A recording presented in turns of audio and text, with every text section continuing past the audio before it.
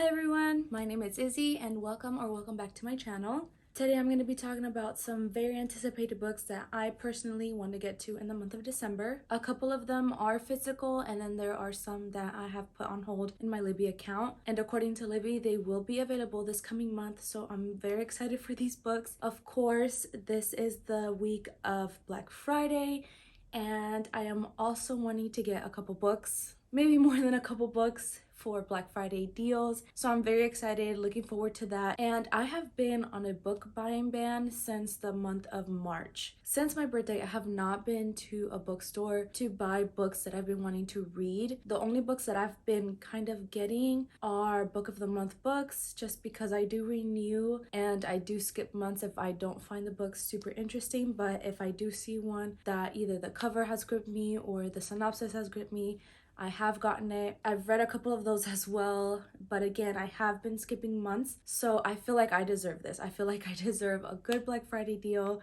and I'm very much looking forward to that. So if I am able to get my hands on some of the newer books, of course I'm going to read those in the month of December, but these are just some of the books that I have on hand that I do want to read next month. Starting off with The Hollow Places by T.Kingfisher. This book I got some time ago. It was part of one of the YouTubers that I watch. It was one of her buddy reads, and everybody hated this book. Not necessarily hate, everybody just thought it was boring, but based on the cover and based on the synopsis, I really want to just know my personal opinion, because to me, everything about this screams fantasy, it screams intrigue, it screams adventure, it screams a really good book overall. I'm predicting this is probably going to be a 4 out of 5. I'm hoping that it's not as boring as everyone thinks. So I'm really rooting for this book just because I did kind of go out of my way to get this specific cover. But just by the synopsis, it says, Kara finds the words in the mysterious bunker that she's discovered behind a hole in the wall of her uncle's house. Freshly divorced and living back at home, Kara now becomes obsessed with these cryptic words and starts exploring this peculiar area, only to discover that it holds portals to countless alternate realities. But these places are haunted by creatures that seem to hear thoughts, and the more one fears them, the stronger they become. So I'm hoping this is gripping. I'm hoping there's a bit of horror in this. Overall, just excited for this book. Can't wait to see what I personally think of this one.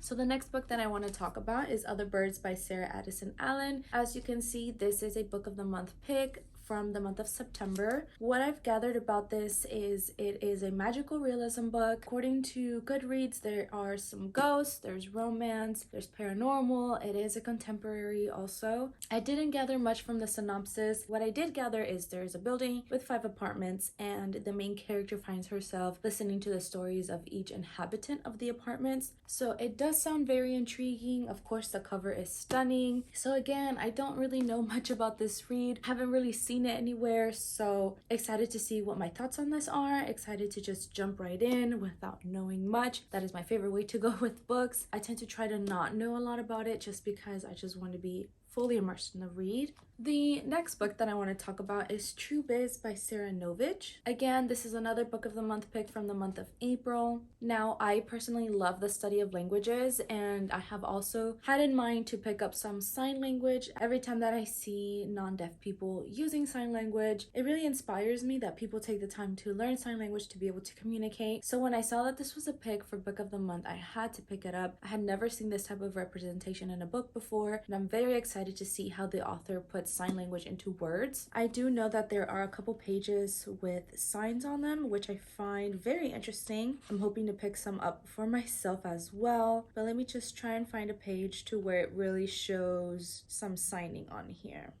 So for example, there are some pages here that have a couple signs, figuratively speaking, and there's a little light bulb here, and it has some, I guess, tips and even some facts about sign language. So I am very interested in this book. I feel like this is definitely a book that you would need to pick up physically. So it is kind of a hefty book, but again, I really want to get into this to immerse myself more in the world of sign language and hopefully even get a little boost to learn it myself. So the next books that I want to talk about are again on my Libby account. Hopefully I can get my hands on them for this coming month. And one of those is It Happened One Summer by Tessa.